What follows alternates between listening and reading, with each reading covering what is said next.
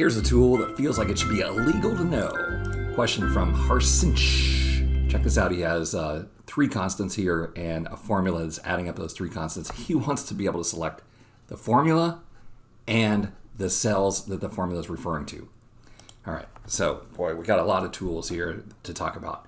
On the right side of the Formulas tab, we have the Show Formulas mode, which is Control and the Grav accent. Most people think it's Control and tilde, but that's because in the US, the tilde and the Grav accent are on the same key. So if you want to see where all the formulas are, Control and the Grav accent, we have one formula here.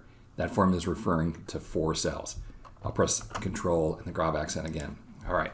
So to select the formula cells, that's easy, and there's 2 different ways to do it. On the right-hand side of the Home tab, under Find and Select, you can choose Formulas, or you can choose Go to Special, and then choose Formulas.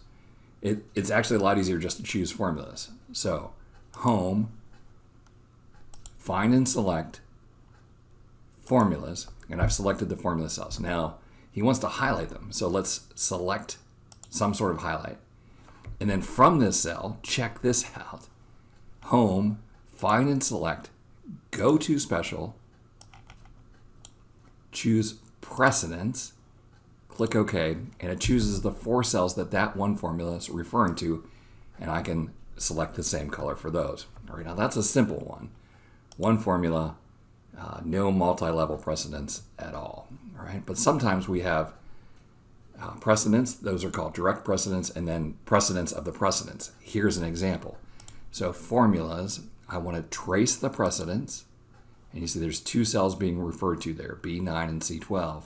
But C12 also has precedents, and C14 has a precedent. So, the question is, are we looking for just those 2 cells or all 4 cells? So this time I'm going to select the range where I want to find the formulas. Home, Find and Select, Formulas. All right, so we have 4 of those. Now, the big question is, will Go to Special Precedents work from multiple cells? And the great answer is yes, it does. So Control-G, Alt-S is my shortcut to get to Go to Special. And I want to choose the precedent cells direct only, which should pick up this number 3 right here. And it does. So I can apply the formatting there. The other way to go is Control-G, Alt-S, Precedents, and we want all levels, which should also pick up the 2 and the 1. Click OK, and it does that. All right, now, this is a kind of kludgy method, right? To have to choose Home, Find and Select Formulas, Home, Find and Select Precedents, and which kind of precedents. And it seemed to me that it would be really short and easy VBA. I defined 2 ranges, the formula range, the precedent range. The formula range, I just start from the selection, special cells, ask for all the formulas, and that 23 is the code for all formula types. And then the precedent range is going to be start from the formula range and ask for the direct precedents. And then a great bit of code that I actually had to look up because I hardly ever use it, but it is so useful, application.union of the formula range and the precedent range.select.